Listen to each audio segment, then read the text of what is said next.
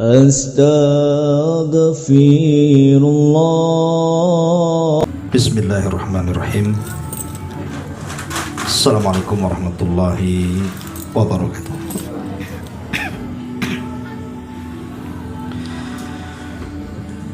Alhamdulillah, wassalatu wassalamu ala rasulillah wa ala alihi wa sahbihi wa mawalah wa la hawla wa la quwwata illa billahi wa ba'du. Baik, kita lanjutkan kajian kita, masih melanjutkan kitab Firqatun Najiyah, dan kita masuk pada Asyirkul Asghar wa anwa'uhu, macam-macam dari syirik kecil.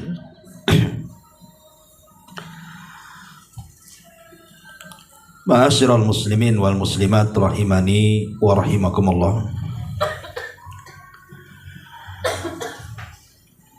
Kemarin kita sudah banyak menjelaskan tentang syirik yang tidak akan diampuni Allah Subhanahu wa taala, asyirkul akbar, syirik besar. Dan sekarang masuk pada macam syirik yang kedua, syirik yang paling ditakuti Nabi sallallahu alaihi wasallam adalah syirik kecil. Dan di sini muallif rahimahullahu taala menyebut 3 macam. Pertama, bicara soal riya. Kemudian yang kedua, bersumpah dengan nama selain Allah Azza wa Jal. Kemudian yang ketiga, syirik yang sangat halus sekali, atau disebut dengan syirkul khafi. Baik, kita akan membahas pembahasan pertama dari macam-macam syirik kecil adalah ar-riya. Riya artinya melakukan sesuatu perbuatan ditujukan kepada makhluk. Ma'asyiral muslimin wal muslimat rahimani wa rahimakumullah. Bahaya riya ini dijelaskan baik di dalam Al-Quranul Karim, di banyak ayat dalam beberapa surat, dan juga hadis-hadis Nabi sallallahu alaihi wasallam. Di antaranya disebutkan dalam surah Al-Baqarah ayat 264. Allah Subhanahu wa taala mengatakan, ya ayyuhalladzina amanu la tubtilu sadaqatikum bil manni wal adha kalladzi yunfiqu malahu ria'an nas wa la yu'minu billahi wal yawmil akhir famathaluhu kamathali safwan alaihi turab fa asabahu wabilun fatarakahu salda la yaqdiruna ala syai'im mimma kasabu wallahu la yahdil qaumal kafirin. Wahai orang-orang yang beriman, janganlah kalian merusak sedekah kalian dengan menyebut-nyebutnya ataupun menyakiti perasaan penerimanya, seperti orang yang menginfakkan hartanya karena riya, karena pamer kepada manusia, dan dia tidak beriman kepada Allah, tidak yakin dengan balasan dari Allah, dan juga tidak beriman dengan hari akhir. Perhatikan perumpamaannya. Maka perumpamaan orang itu seperti batu yang licin, yang di atasnya ada debu. Kemudian batu itu ditimpa hujan lebat, maka tinggallah batu itu licin lagi dan hilang debunya. Mereka tidak memperoleh sesuatu apapun dari apa yang mereka kerjakan, dan Allah tidak memberikan petunjuk kepada orang-orang kafir. Di sini Allah Subhanahu wa taala memberikan tahdzir, peringatan kepada orang-orang yang melakukan riya. Kemudian Allah mencontohkan seperti orang yang berinfak dengan tujuan mencari pahala. tetapi infaknya karena pamer kepada manusia, sudah tidak beriman lagi dengan Allah dan hari akhir, maka Allah Subhanahu wa ta'ala memberikan permisalan seperti batu licin, kemudian di atas batu itu ada debu. Debu itu maksudnya pahala. Tiba-tiba kemudian turun hujan, dan hujan itu kemudian menghempas debu-debu yang ada di batu licin sampai batu itu licin kembali. Itulah amalan orang riya, sama sekali tidak mendapatkan apapun di hadapan Allah. Dalam surah An-Nisa disebutkan juga dalam ayat ke-37 atau 38, walladzina yunfikuna amwalahum ria'an nas wala yu'minu billahi wala bil yaumil akhir wa man yakunish syaitanu lahu qarinan fasa'a qarina. Dan juga orang-orang yang menginfakkan hartanya karena pamer, karena riya, dan kepada orang lain ingin dilihat dan dipuji, dan orang-orang yang tidak beriman kepada Allah dan kepada hari kemudian, maka barang siapa yang menjadikan setan sebagai temannya, maka ketahuilah dia, setan itu adalah seburuk-buruk teman bagi dia. Maka di sini juga dijelaskan bahwa orang-orang yang riya itu berkawan dengan syaitan. Berkawan dengan syaitan, dan kalau sudah kawannya syaitan, ya setan itu seburuk-buruk manusia, seburuk-buruk makhluk yang Allah Subhanahu wa ta'ala ciptakan untuk menggoda manusia. Karena syaitan itulah akhirnya memalingkan yang harusnya ibadah itu kepada Allah, dipalingkan oleh syaitan, disuruh mencari pujian manusia. Dan ini juga menunjukkan bahaya riya.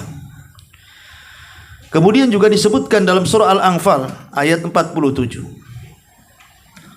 ketika menceritakan orang-orang yang keluar untuk berperang bukan karena Allah tetapi karena riya.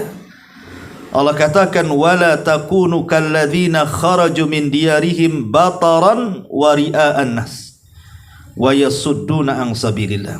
Janganlah kalian seperti orang-orang yang keluar dari rumah-rumah mereka dengan menyombongkan diri dan pamer, serta berusaha untuk menghalang-halangi manusia dari jalan Allah Subhanahu wa ta'ala. Dan ini sifatnya orang-orang munafik. Ya, sifat orang-orang munafik adalah sukaria. Makanya Allah pertegas dalam surah An-Nisa ayat 142-nya, innal munafiqina yukhadi'unallaha wa huwa khadi'uhum wa idza qamu ila sholati qamu kusala yura'unan nas wa la yadhkurunallaha illa qalila. Sesungguhnya orang-orang munafik, mereka sedang menipu Allah, padahal Allah yang menipu mereka. Apabila mereka tegak melaksanakan salat, mereka pun tegak dengan malas-malasan, karena tujuan mereka pamer kepada manusia, dan tidaklah mereka berzikir kecuali sedikit. Dan Allah juga katakan dalam surah Al-Ma'un, fawailun lil musallin alladzina hum an salatihim sahun alladzina hum yura'un. Celaka bagi orang-orang yang salat, orang-orang yang mereka lalai dalam salatnya, dan orang-orang yang mereka pamer dalam salatnya. Dan banyak lagi secara umum ayat yang bicara soal bahaya riya. Ma'asyiral muslimin wal muslimat rahimani wa rahimakumullah. Sebelum saya menjelaskan tentang riwayat-riwayat bagaimana hinanya riya, hukuman orang-orang riya di akhirat, hukuman orang-orang riya di dunia, dan apa yang mereka akan dapat, sedikit saya kasih gambaran. Manusia diciptakan itu sebagaimana disebutkan dalam surah Az-Zariyat, dalam rangka beribadah kepada Allah. Wa ma khalaqtul jinna wal insa illa liya'budun. Tidaklah kami ciptakan jin dan manusia kecuali untuk beribadah. Itu tujuan manusia hidup. Berusaha untuk mengumpulkan amal soleh dengan cara beribadah. Makanya kenapa kita salat? Kenapa kita puasa? Kenapa kita zakat? Kenapa kita harus menghabiskan biaya untuk haji gitu ya, sampai lelah letih ke sana, 1 bulan pula di sana, pulang sakit-sakitan. Tidak lain dan bukan karena ingin mengumpulkan amal saleh. Itu tujuan kita. Kita hidup itu bagaimana kita kumpulkan sebanyak mungkin amal saleh yang kita akan hadapkan ke hadapan Allah Subhanahu wa taala. Makanya seorang mukmin itu tidak mungkin kenyang untuk melakukan amal saleh sampai betul-betul kedua kakinya menginjak surga. Masalahnya, ada orang-orang yang kemudian mereka secara lahiriah maksudnya secara zahir, mereka sholat, artinya kan mereka sedang mengumpulkan amal saleh. Mereka puasa, mereka sedekah, mereka silaturahim, mereka haji, bahkan mereka jihad gitu ya. Bahkan sebagian mereka mengajarkan Islam, berdakwah dan begitu seterusnya. Tapi rupanya apa yang mereka usahakan itu tidak bernilai apapun di hadapan Allah Azza wa Jalla. Karena sebuah ibadah itu ada yang bernilai sah secara ibadahnya. Sah memang ibadahnya. Tetapi di hadapan Allah tidak diterima tuh. Sah solatnya tapi tidak berpahala. Sah hajinya tapi tidak berpahala. Sah puasanya tapi tidak berpahala. Karena sah dan tidaknya sebuah ibadah itu berkaitan dengan mempersiapkan rukun-rukun dan wajib-wajib ibadah itu saja. Kalau seandainya Anda ini sudah wudu sesuai dengan wudu Nabi, gerakan-gerakannya, kemudian masuk ke ranah solat, kemudian mendatangkan rukun-rukun solat, wajib-wajib solat, bahkan sunnah-sunnah solat pun kita datangkan, secara ibadah sah solatnya, tidak perlu diulang ya. Tapi masalahnya belum tentu ibadah sah bernilai pahala. Karena berpahala dan tidaknya sebuah ibadah itu ada erat kaitan dengan permasalahan niat. Karena Rasul mengatakan dalam hadis yang masyhur yang hampir diletakkan di permulaan kitab seperti kitab Arba'in Nawawi, bahkan dalam Sahih Bukhari juga di hadis yang pertama Nabi mengatakan innamal a'malu binniyat wa innamal likulli imri'in ma nawa. Sesungguhnya amalan itu digantungkan dengan niat, dan sesungguhnya pahala dalam amal itu juga digantungkan dengan niat.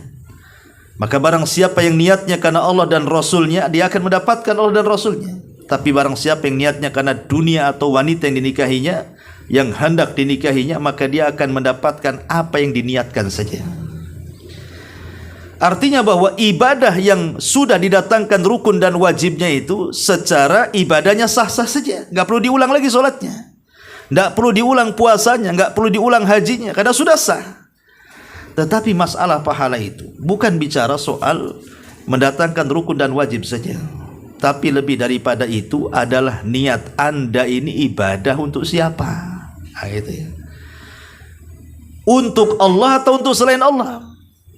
Kalau ibadahnya untuk Allah, selain sah ibadahnya, dapat pula pahala kita. Al-jaza min jinsil amal namanya ya. Balasan itu disesuaikan dengan amalan kita. Tapi kalau tujuan ibadahnya itu bukan karena Allah, tapi diberikan kepada selain Allah hanya karena ingin dipuji, ingin sum'ah, ingin didengar orang gitu ya, ingin dikomentari orang dan begitu seterusnya, maka sebuah ibadah yang sah belum tentu dia dapat pahala. Ini poin yang perlu dipahami, bahwa niat keikhlasan itu yang paling penting dalam ibadah. Selain daripada mengikuti sunnah Nabi, ikhlas itu nomor 1 ya. Ibadah itu harus karena Allah Subhanahu wa ta'ala. Taib, masyarul muslimin wal muslimat rahimani wa rahimakumullah. Nabi SAW satu hari dia datang kepada para sahabatnya. Dilihatnya para sahabat Nabi SAW sedang sibuk membicarakan soal fitnah Dajjal. Karena Nabi itu hampir di setiap waktunya mengingatkan para sahabat soal fitnah Dajjal. Terkadang bercerita di mimbar-mimbar, bercerita tentang bahayanya Dajjal. Terkadang Rasul duduk-duduk di masjid juga bercerita soal Dajjal dan begitu seterusnya, sehingga seolah-olah Dajjal itu ada di kepala sahabat. Karena hampir setiap saat Rasul itu bicara soal Dajjal. Jadi satu hari Nabi SAW melihat para sahabat. Kemudian Rasul SAW mengatakan, apa yang kalian sedang bicarakan? Maka sahabat Nabi SAW mengatakan, nahnu natadzakarul masihad dajjal ya Rasulullah. Kami sedang berbincang-bincang soal Dajjal wahai Rasul. Seolah-olah para sahabat mengatakan, jangan salahkan kami kalau kami terus bicara Dajjal karena engkau selalu cerita Dajjal. Bahkan dalam riwayat itu seolah-olah Dajjal itu ada di kebun kurma Madinah. Saking ketakutannya para sahabat. Maka Nabi SAW pun mengatakan, ala ukhbirukum bima huwa akhwafu alaikum indi minal masihid dajjal. Maukah kuhabarkan kepada kalian, kata Rasul, sesuatu yang paling aku takutkan melebihi Dajjal. Dajjal memang aku takut akan kemunculannya kepada kalian. Sebab kalau Dajjal muncul dan aku masih hidup, aku yang akan menghadapinya. Tapi kalau seandainya Dajjal muncul, aku sudah meninggal, maka setiap manusia akan menghadapinya dan tidak mungkin mampu menghadapi Dajjal.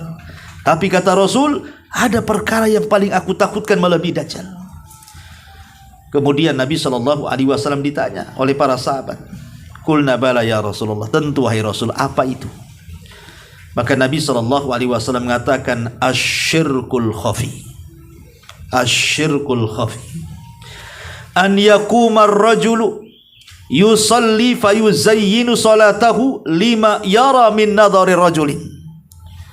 Kata Nabi SAW, yang paling aku takutkan adalah kesyirikan yang terselubung, kesyirikan yang samar. Ya.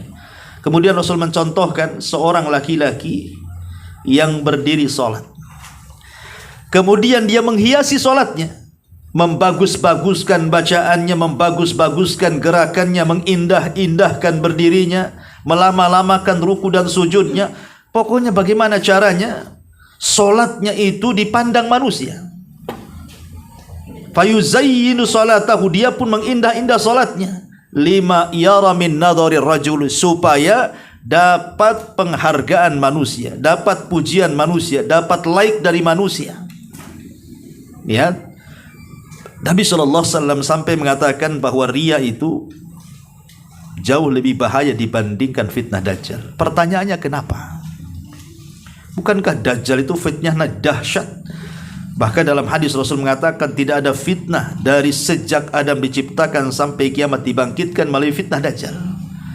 Tapi kenapa Rasul lebih takut kepada fitnah syirkul asghar dibandingkan fitnah Dajjal? Karena syirkul asghar yang namanya riya ini sifatnya samar-samar. Hampir semua manusia kena. Tidak ada manusia yang selamat dari syirik ini. Tidak ada manusia yang selamat. Tidak orang awam, tidak orang soleh. Semua kena. Ya. Tapi Dajjal itu makhluk yang bukan samar-samar. Nampak jelas orangnya. Tertulis di dahinya kafir. Nampak fisiknya buta sebelah. Bengkok kakinya. Nampak Dajjal itu tidak samar. Ya. Tapi riya ini perkara samar masalahnya. Awalnya baik-baik saja ikhlas karena Allah. Di tengah jalan riya pula.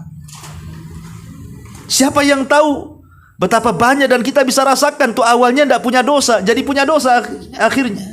Awalnya lillahi ta'ala, di tengah jalan karena manusia. Itu paling banyak. Dan biasanya munculnya riya ini berawal dari perkara yang sangat remeh. Yang remeh-temeh. Riya itu awalnya dari perkara remeh dulu, Bu. Persoalan remeh. Seperti awalnya dari madhar. Madhar itu penampilan. Ya, ibu berpenampilan. Sebenarnya ya ibu ya harus hari-hari berpenampilan kan itu. Ya, ngaca di rumah. Awalnya biasa-biasa aja ngaca tuh. Gak ada masalah dengan kaca sebenarnya. Tak pecah pun kaca tuh kita ngaca. Ya. Tapi tiba-tiba setelah keluar dari rumah, mulai itu. Ya. Mulai kurang pede tuh, geser sana geser sini, nampaknya tidak cocok nih kan itu. Coba saya tadi pakai warna ini, ya, tentu lebih cantik, ya, lebih indah. Mulai terpikir tuh, ya, aduh kenapa saya nggak pakai yang ini, jadi jelek nampaknya. Maksudnya apa? Supaya dilihat orang kan gitu ya. Ya. Itu kan awalnya dari masalah pakaian, masalah remeh-temeh, kadang-kadang masalah ucapan. Ya, masalah ucapan, ngobrol biasa saja sebenarnya, tidak ada masalah dengan obrolan awalnya. Tapi mulailah kemudian dia membanggakan, oh iya, kemarin saya baru dari Singapura, atau dari Malaysia, dari Australia, ya, dan mungkin juga dari Barelang, semua udah ke Barelang, udah jalan-jalan ke Singapura, cerita Singapura. Apa tujuan cerita Singapura? Nggak ditanya kok. Ya supaya orang memuji dia, oh banyak duitnya ya, rupanya bisa ke Singapura, supaya dapat pujian lah kan gitu. Kan awalnya ngobrol biasa-biasa saja. Tidak ada urusan jalan-jalan ke Singapura. Kenapa pula kita yang ngomong soal itu? Kan karena ingin supaya orang tahu bahwa aku sudah ke sana gitu. Itu tujuannya apa? Ini kan perkara-perkara remeh sebenarnya. Tapi ini namanya riya juga tuh. Ya, mulai dari penampilan, dari pakaian, dari perhiasan. Ya, kemarin ada viral pulang dari haji, nampain emasnya banyak. Subhanallah kan gitu. Apa maksudnya? Ini mau haji, ini mau jualan emas kan? Gitu ya. Untuk apa coba? Makanya para ulama mengatakan sekarang ini penyakit riya itu adalah penyakit yang mewabah, lebih mewabah daripada corona. Ya, sejak adanya apa? Dunia medsos. Sejak adanya dunia medsos itu subhanallah orang riya itu hampir setiap hari. Karena kalau kita lihat orang-orang yang memposting ataupun buat apa saja di medsos itu, kan kebanyakan mereka ingin dapat pujian itu, ingin dapat kedudukan, ingin dapat apa namanya like gitu ya, subscriber atau apa kan, itu kan tujuannya itu tuh. Mereka buat ini, bahkan berawal dari urusan-urusan dunia kan begitu ya, berakhir kepada urusan agama. Ini yang paling bahaya. Kalau riya itu sudah masuk dalam bab agama, ini paling bahaya. Kadang-kadang lagi nelpon gitu kan, kemudian sengaja ngomong, saya mau sholat dulu biar soleh katanya. Emang sementara ini nggak pernah sholat kan itu kan ya. Kapan dikasih tahu sholat dia? Iya, semalam itu saya nggak bisa tidur karena tahajud sampai jam 3. Kan ada cerita, nggak perlu diceritakan. Makanya dulu para sahabat dalam hadis tentang masalah 70.000 orang yang masuk surga tanpa hisab dan azab itu, saya lupa namanya. Dia mengatakan, siapa yang mengetahui di antara kalian meteor jatuh tadi malam? Dia mengatakan saya, karena semalam saya tidak tidur. Kenapa? Karena saya disengat kalajengking katanya. Ya, supaya dia mengatakan tidak tidur itu supaya orang jangan nyangka dia ingin pamer dengan ibadahnya. Itu orang salaf dulu begitu. Jadi mereka jangan sampai ibadah mereka itu ketahuan, sebab kalau ketahuan itu udah cemas orang itu. Jadi ulama salaf itu kalau mereka sedekah nih, ada yang ngintip ketahuan, wah itu nggak tenang hidupnya itu. Kenapa sampai ketahuan? Ya, maka dia akan sedekah lagi. Kalau kita kan sengaja gitu ya, memang undang wartawan biar ketahuan kan itu. Kalau orang dulu itu memang kalau ketahuan itu kayaknya sedih banget gitu ya, karena takut amalannya hilang. Kalau sekarang memang sengaja. Bagaimana caranya orang tahu saya ini beramal? Ini kan bahaya nih kalau sudah sampai taraf pria seperti ini. Ini medsos ini kadang-kadang seperti itu. Kadang malam-malam sengaja sholat malam pula di like, ya, di live, kan pakai Instagram kan. Allahu Akbar, dapat 1 rakaat low bet, pusing dia. Kenapa mati? Kan gitu ya. Dibatalin dulu, ambil power bank coba. Subhanallah kan. Ada orang tujuannya apa coba. Kayak gini nih. Buat konten tak apa kan itu ya. Jadi masalah-masalah seperti ini membahayakan ibadah. Karena riya ini kan tujuannya manusia. Manusia ini siapa sebenarnya? Satu dunia memuji kita loh, tidak menggeser takdir Allah Subhanahu wa taala. Ya. Ma'asyiral muslimin wal muslimat rahimani wa rahimakumullah. Dalam hadis qudsi Allah Subhanahu wa taala berfirman, "Ana aghna syuraka 'anil syirki." Ana aghna syuraka 'anil syirki. Man 'amila 'amalan asyraka fihi ma'i ghairi taraktuhu wa syirka. Rawahu Muslim. Saya ini, kata Allah, zat yang paling kaya dari sekutu-sekutu yang ada. Maka barang siapa yang beramal kemudian dia menyekutukan dengan amalan itu bersamaku selainku, maka ku tinggalkan dia dan kesyirikannya. Dari sini kita tahu bahwa Allah Subhanahu wa taala sama sekali tidak akan memandang secuil pun amalan yang ditujukan kepada selain Allah, walaupun kecil. Apalagi 100% dikasihkan kepada selain Allah. Seandainya separuh untuk Allah, separuh kepada selain Allah, Allah tidak akan menerimanya tuh. Padahal Allah sudah pas separuh tuh. Karena Allah itu hanya ingin disembah 100% dan tidak dibagi walaupun secuil kepada sekutu-sekutunya. Ma'asyiral muslimin yang dimuliakan Allah Azza wa Jalla. Kemudian juga kita lihat bahaya riya ini ya. Pertama kita bicara bahaya di akhirat dulu, baru kita bicara bahaya di dunia. Disebutkan di dalam sebuah hadis Nabi sallallahu alaihi wasallam mengatakan bahwa ma min 'abdin yaqumu fid dunya maqama sum'atin wa riya'in illa samma Allahu bihi ala ru'usil khalaiq yaumal qiyamah. Tidaklah seorang hamba di dunia mengerjakan sum'ah dan riya, melainkan Allah akan membeberkan aib riya dan sum'ahnya di hadapan seluruh manusia pada hari kiamat. Apa bedanya sum'ah dengan riya? Saya jelaskan dulu. Kalau sum'ah itu Anda merasa lezat kalau seandainya amalan Anda ini didengar orang.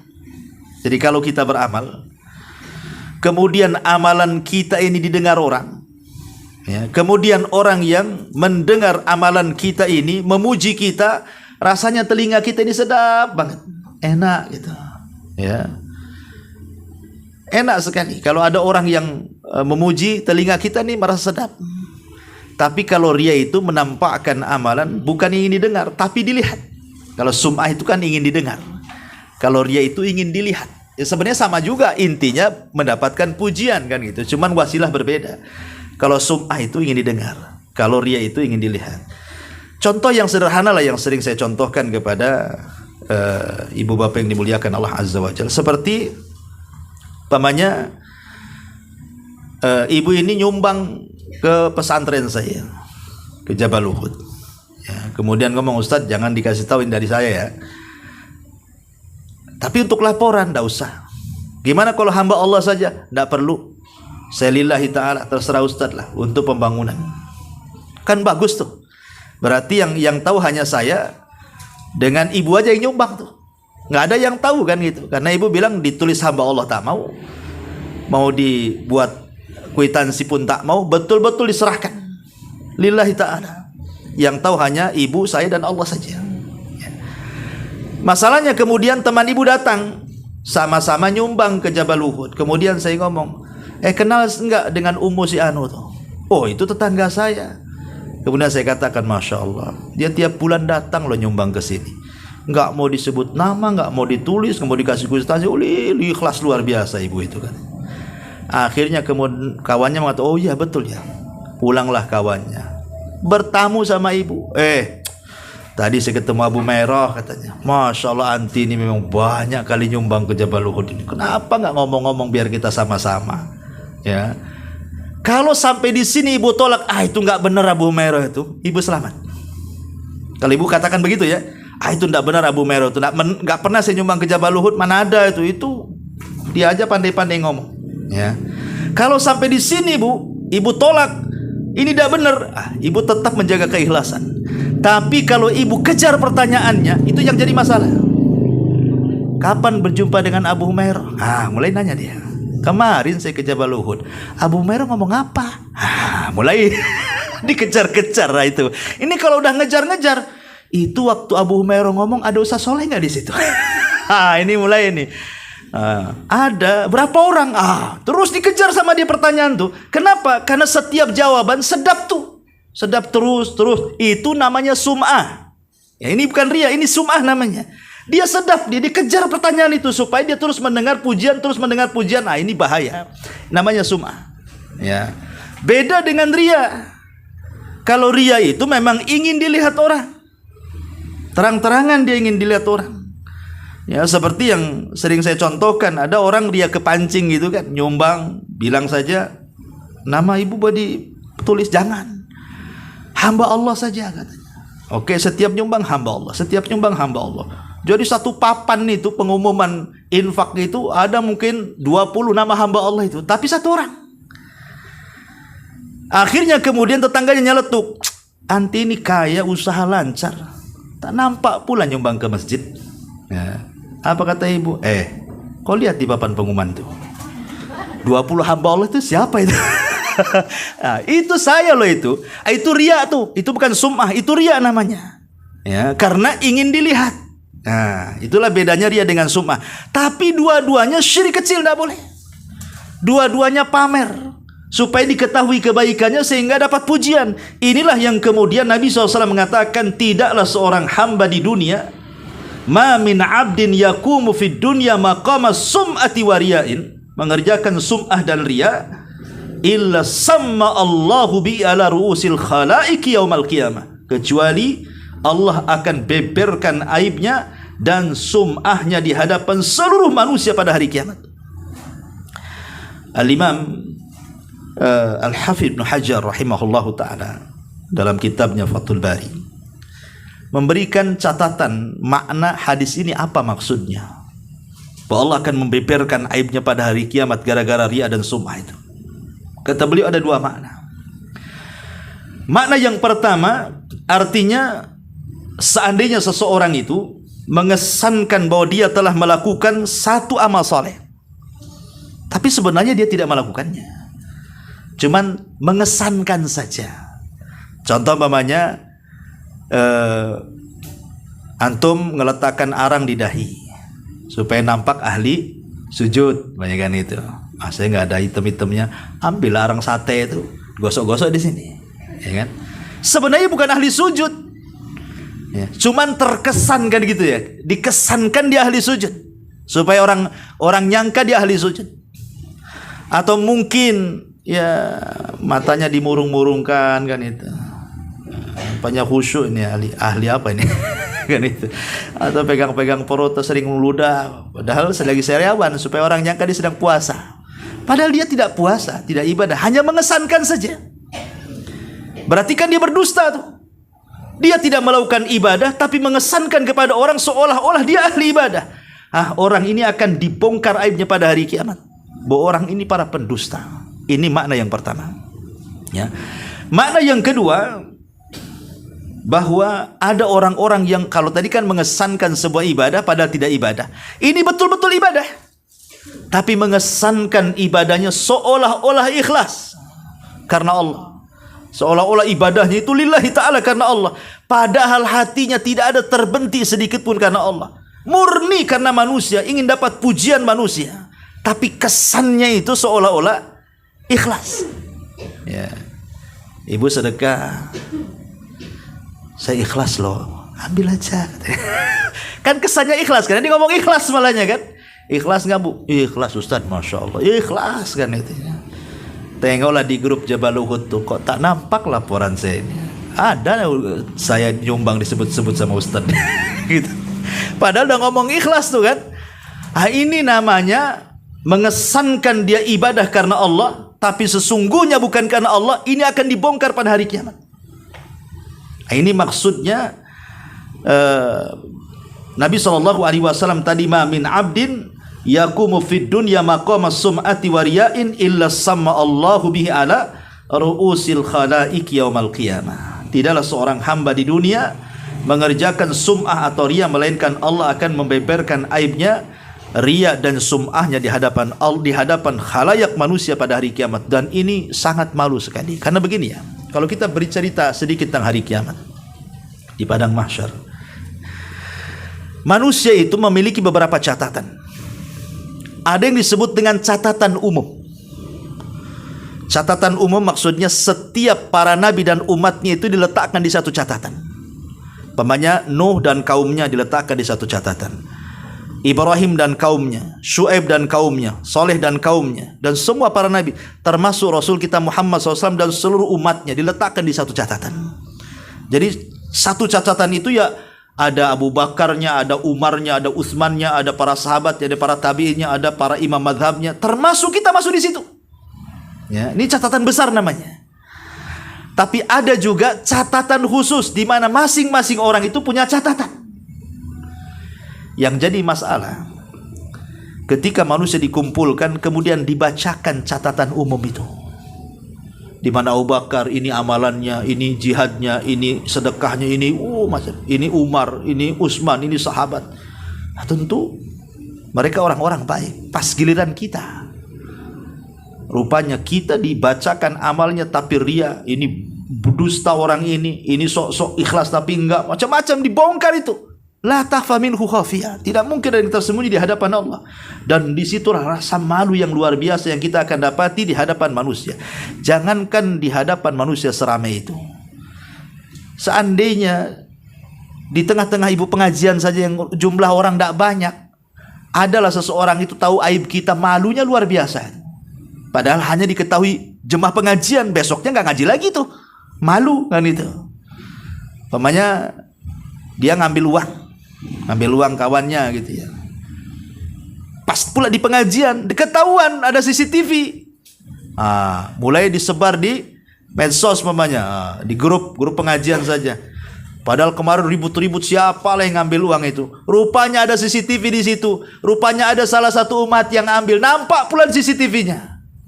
Sampailah ke tangan dia. Apa enggak gemetar siang malam dia tahu. Alamak, ketahuan kan itu. Mungkin besok enggak ngaji lagi itu.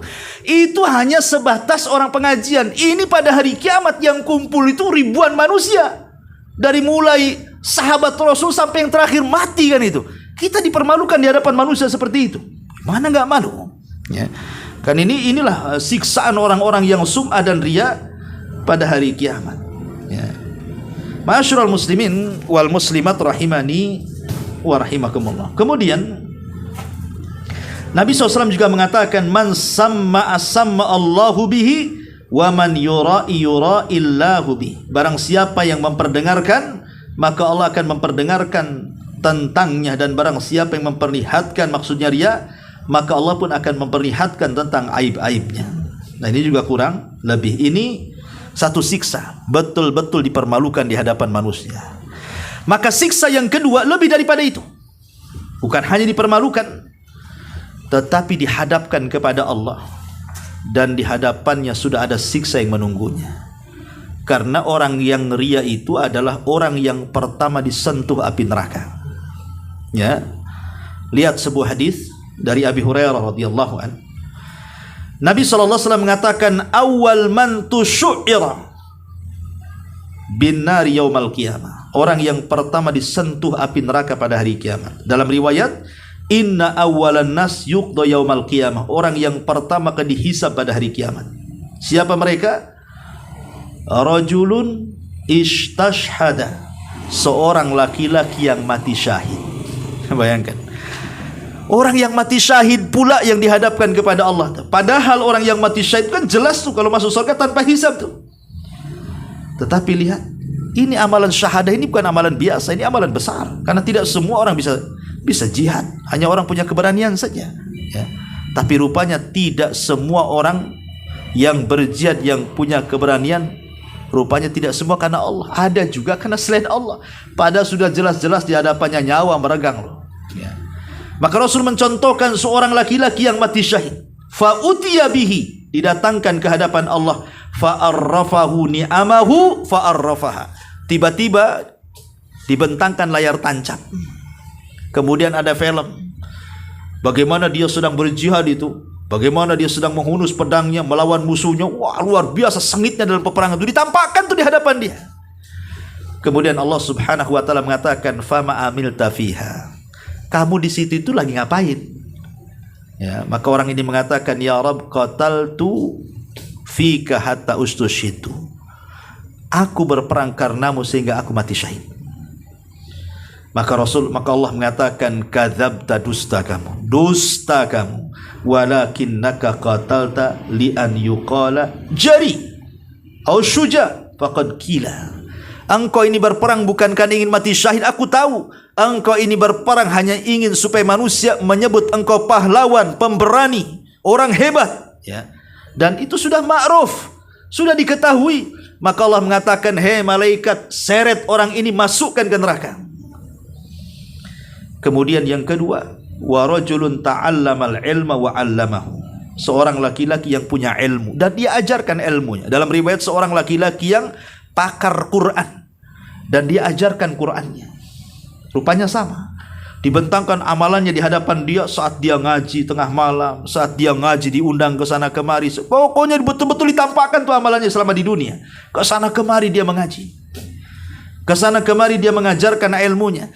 Kemudian Allah katakan, fama amilta fiha, apa yang sedang kau amalkan di situ tuh? Maka dia mengatakan, qara'tu fikal Qur'an ya Rabb, aku baca Quran karenamu lo ya.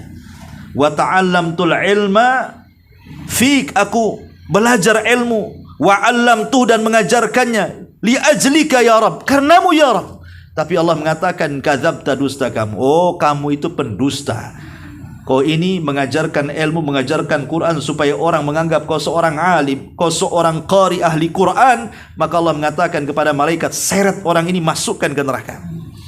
Kemudian yang ketiga justru wa rajulun wassa'allahu alaihi, dan seorang laki-laki yang Allah luaskan rizkinya.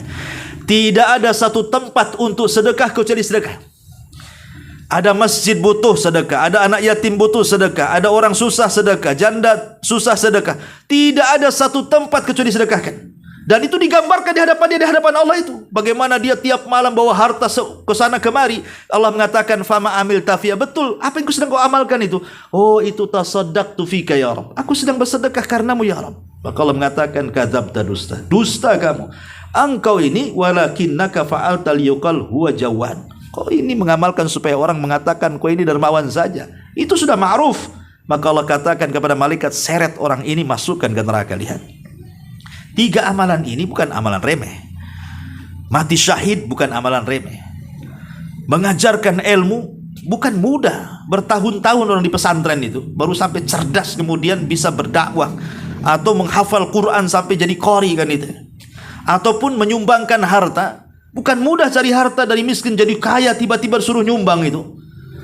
Tetapi ada orang-orang itu yang ketika mereka berperang, ketika mereka mengajarkan Quran, ketika mereka bersedekah, bukan karena Allah tapi karena selain Allah. Ini yang jadi masalah. Makanya hukuman yang kedua di akhirat, selain dipermalukan di hadapan manusia aibnya, kedua juga dia orang yang pertama disentuh api neraka. Nauzubillah. Ini hukuman di mana? Di akhirat. Ya. Bagaimana hukuman di dunia? Ya. Ma'asyiral muslimin wal muslimat rahimani wa rahimakumullah. Sebenarnya orang yang beramal kepada manusia itu, kalau seandainya kita mau merenunglah sedikit kan, manusia ini adalah makhluk yang sangat lemah. Artinya Allah subhanahu wa ta'ala itu makhluk yang sangat kuat. Masa seseorang itu mengharap pujian dari makhluk yang sangat lemah, sementara meninggalkan makhluk yang sangat kuat? Yang selama ini Allah yang kasih rizki kita, yang selama ini Allah yang kasih nikmat kepada kita. Manusia itu tidak mampu memberikan apapun kepada kita, walaupun mereka berkumpul satu dunia sekalipun. Makanya ada hadis yang mengatakan, kalau seandainya satu dunia datang untuk memberikan manfaat kepadamu, tapi tidak dicatat di Lauhil Mahfuz, tidak akan sampai manfaat kepadamu. Sebagaimana kalau seluruh manusia mengirim madarat kepadamu, tapi madarat itu tidak dicatat di Lauhil Mahfuz, tidak akan sampai madarat itu kepadamu. Artinya yang menentukan segala-galanya Allah, bukan manusia. Dari sini menunjukkan manusia itu makhluk yang lemah. Lah, kita sudah tahu makhluk yang lemah, kenapa kita harap pujian? Kita mengharapkan pujiannya. Yang lebih parah lagi, ternyata manusia yang kita harapkan pujiannya rupanya tidak lebih mulia daripada kita yang beramal. Sebenarnya kita lebih mulia dibandingkan dia, tapi kita mengharap pujian dia, kan aneh gitu. Ya, dan ini kadang-kadang tidak masuk di akal gitu. Pertama, ma'asyiral muslimin yang dimuliakan Allah Azza wa Jalla, biasanya orang ria, hukuman di dunia ini, pasti hidupnya akan gelisah. Orang yang ria itu tidak akan bahagia, tidak akan tenang, hidupnya gelisah, gundah gulana, stres. Kenapa? Karena amalan yang dikerjakannya itu hanya murni mencari pujian orang saja. Sehingga kalau tidak dapat pujian, stres dia. Kan stres tuh, ya kan? Jadi otaknya itu tidak tenang aja. Kenapa saya sudah melakukan ini kok nggak ada yang muji saya? Kenapa saya sudah melakukan itu kok manusia diam saja? Saya sudah melakukan ini, kenapa tidak satu pun manusia yang komentar tentang saya? Oh, sakit hati dia. Ya. Jadi orang yang ria itu selamanya tidak akan senang dan akan gelisah kalau tidak ada yang menilai usahanya. Nah, ini kan bahaya, menyiksa batin jadinya. Ya, ini yang pertama. Yang kedua, anggaplah sekarang, taruhlah ya, ada yang memuji. Kalau tadi kan sama sekali nggak ada yang memuji nih. Anggaplah ada yang memuji. Tapi walaupun ada yang memuji, terkadang pujiannya kurang, itu pun masih sakit hati. Tadi kan sudah betul tuh sakitnya dalam kali itu. Ini betul-betul ada yang muji 1-2, tapi tidak sesuai harapannya, tetap juga masih sakit tuh. Saya loh sudah berusaha, kok masih juga nggak dapat nilai. Adalah orang yang komentar 1-2, buat apa kan itu? Seperti ibu nyumbang susah 10 juta. Kemudian jawaban saya, syukran jazakillah khairan. Titik sampai di sini. Nyesel kok cuman syukran jazakillah khairan saja nih Ustaz gitu. Ya lebih lah dari itu. Harusnya kasih tahu lah tetangga-tetangga saya ini nyumbang kan itu apa gimana ceritanya kan itu ya. Kadang-kadang sudah ada yang memuji saja kurang puas dan itu sangat menyiksa ya. Man samma as-samma Allahu bi wa man yura illah bi. Karena begini ya. Hakikat pujian manusia itu. Hakikat pujian manusia itu sesuatu yang mustahil didapat. Makanya ada istilah ridhon nas ghayatun la tuhsa. Namanya kerelaan manusia, kesukaan manusia kepada kita itu sesuatu yang sulit dicapai. Dan itu sudah kaidah. Ya. Umpamanya nih kita ini beramal soleh, ingin semua minimalnya jangan 1 batam lah. 1 orang yang ada di pengajian umpamanya, sudah cukup yang ada di sini saja, yang di 1 pengajian memuji saya. Itu mustahil. Tidak akan dapat. Karena otak manusia itu macam-macam. Padahal hanya ingin dipuji oleh 1 jamaah pengajian saja, nggak banyak orang. Itu saja kadang-kadang nggak didapat. Ada juga yang nggak suka kadang-kadang tuh. Karena ridho manusia itu sesuatu yang mustahil diraih. Kalau berbuat baik saja terkadang ada yang suka, ada yang tidak, apalagi berbuat jahat. Kadang berbuat jahat ada yang suka pula. Ada kawannya saya kan gitu. Rupanya saya nggak sendirian tuh, ada kawannya tuh. Ya. Dari sini kita tahu bahwa karena sesuatu ridho manusia itu mustahil dapat, maka orang yang ria itu selamanya akan sakit hati. Tidak akan pernah tenang karena dia tidak akan pernah mendapatkan pujian sesuai dengan harapannya. Ini bahayanya orang ria. Ma'asyiral muslimat yang dimuliakan Allah Subhanahu wa taala. Maka di sini muallif rahimahullahu taala beliau mengatakan ria dan melakukan sesuatu perbuatan karena makhluk. Seperti seorang muslim yang beramal dan salat karena Allah, tetapi ia melakukan salat dan amalannya dengan baik agar dipuji manusia.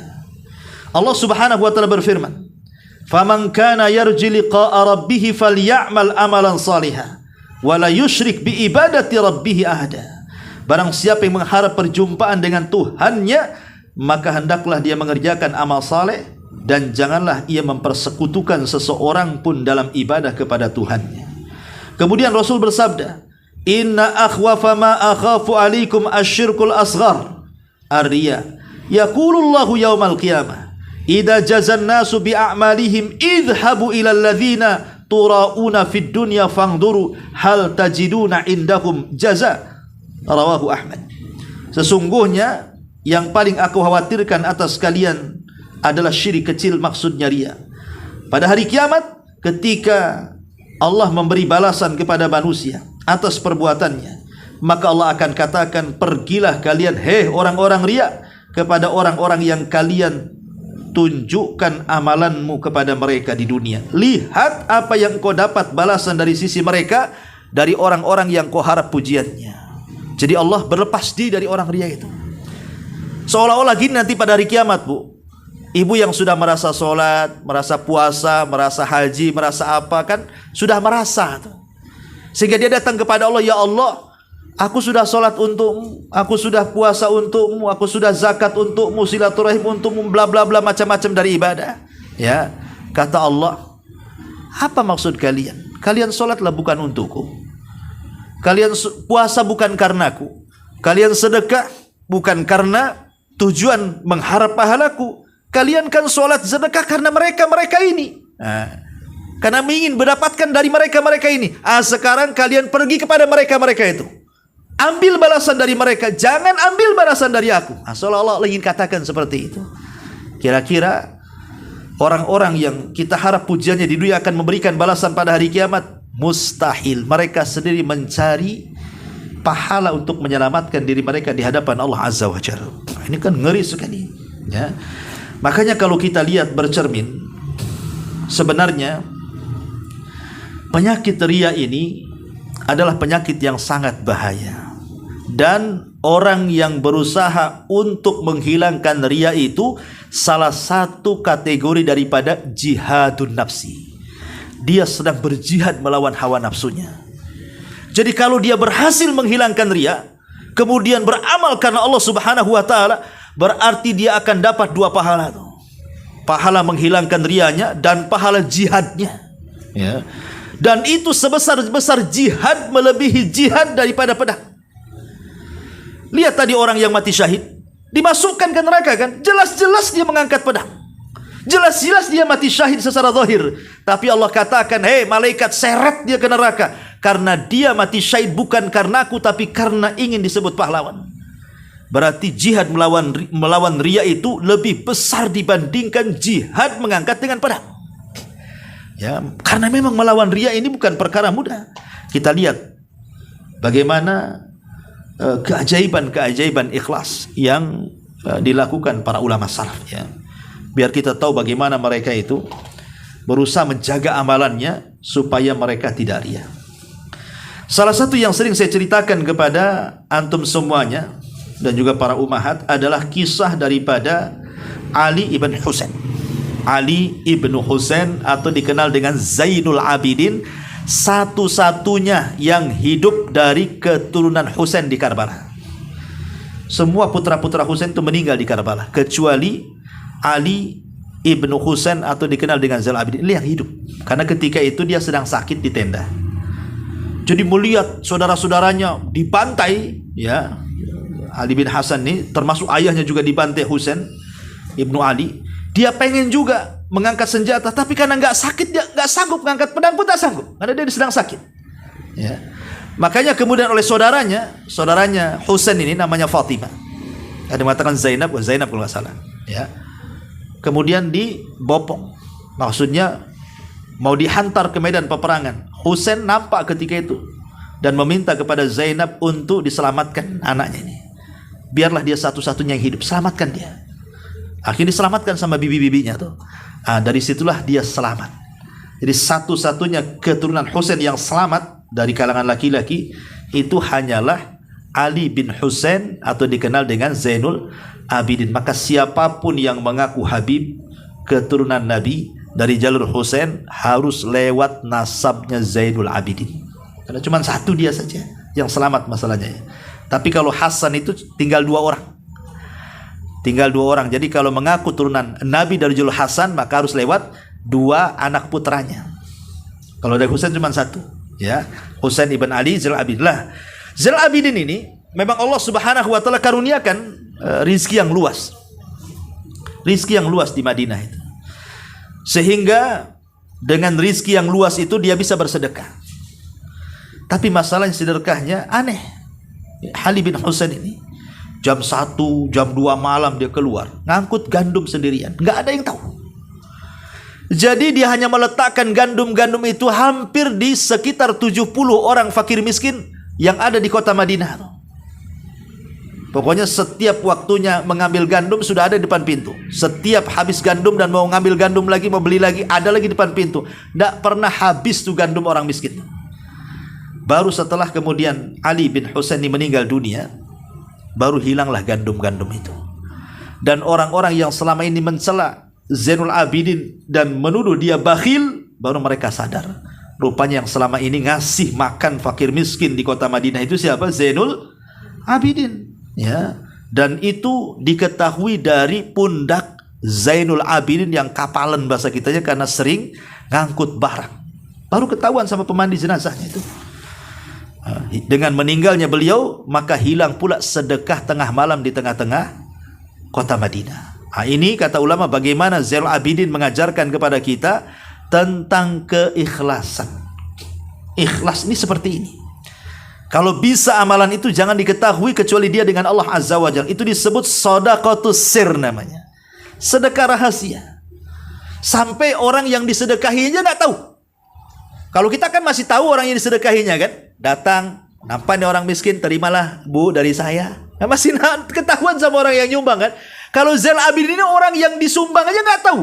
Karena ketika tertutup pintu diletakkan begitu saja. Nah, ini kan luar biasa. Ini yang kita tidak bisa. Ya, kadang-kadang kita ini ngajak teman gitu ya. Ayo, saya mau nyumbang si Anu, bisa antar nggak? Kalau bisa temannya biar tahu. Ya. Perlu nggak yang lain? Nah, kalau ada nggak apa-apa, ikut ngantar sekali.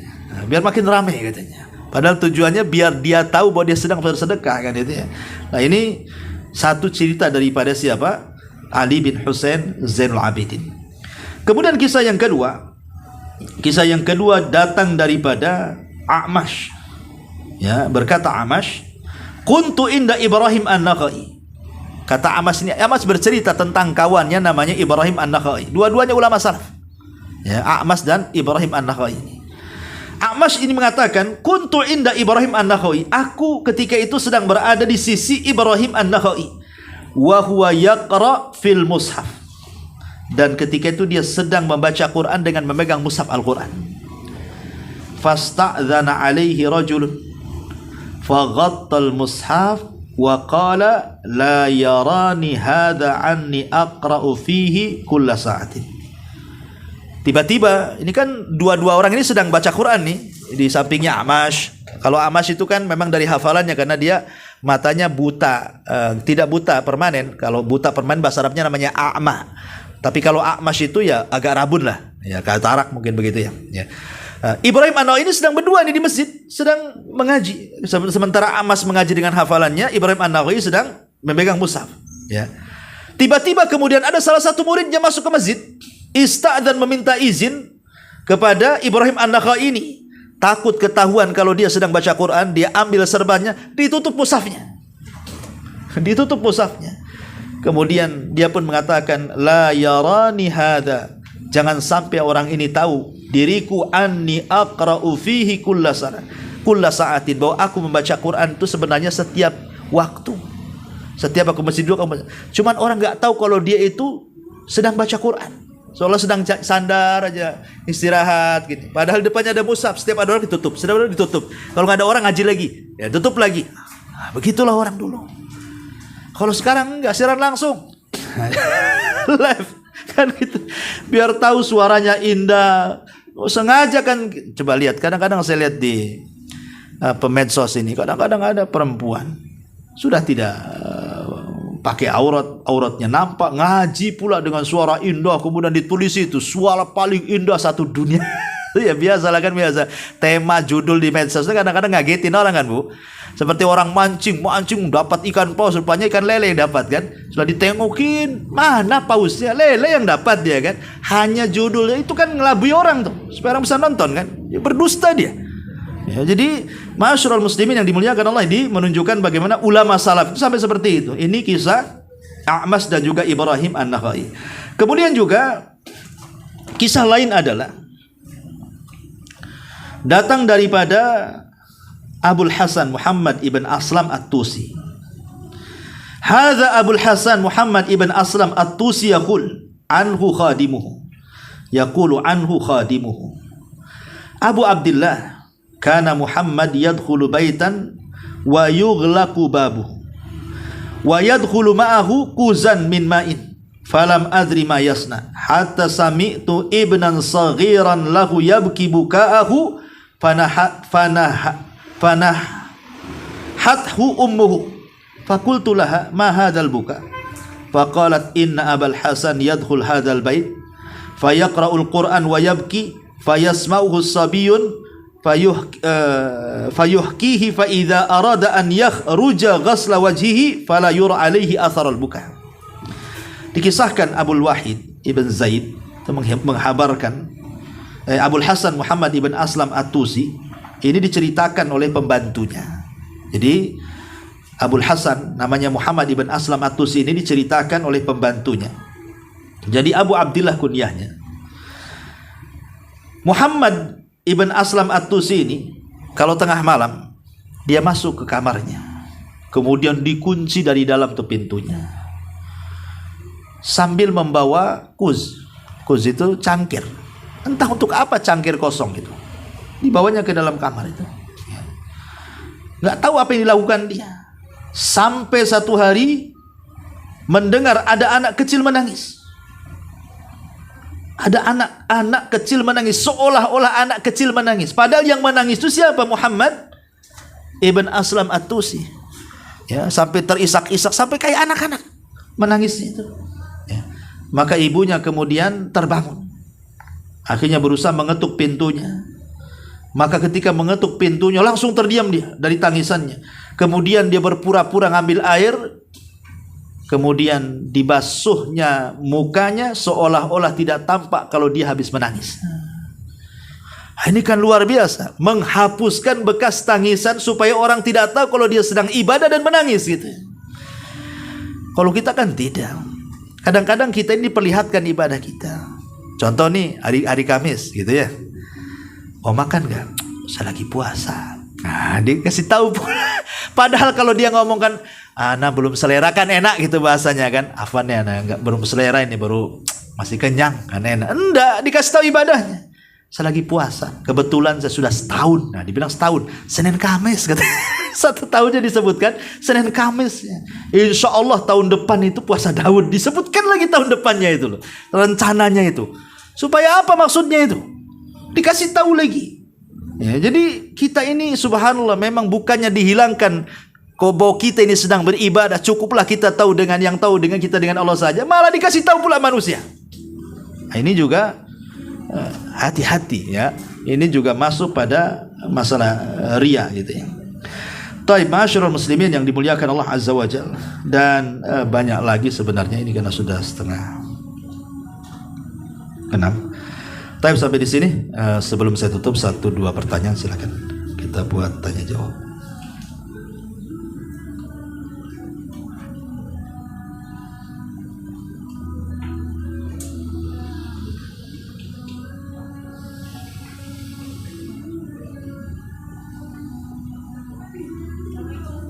Iya.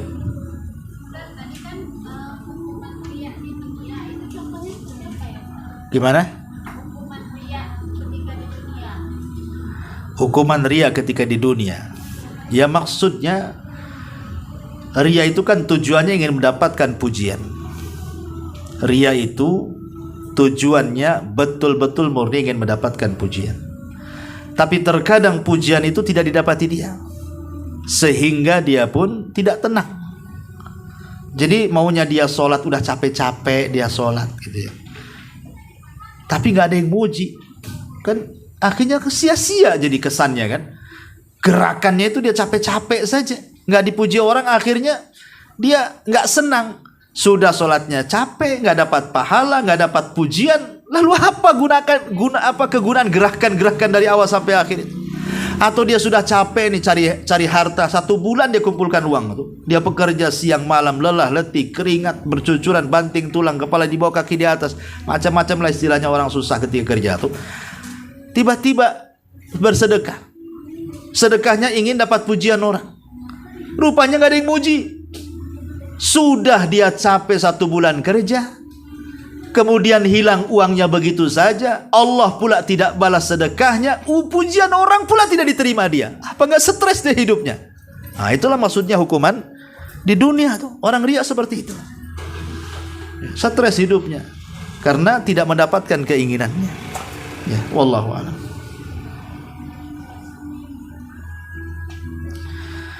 Ya, saya kira cukup sampai ke sini.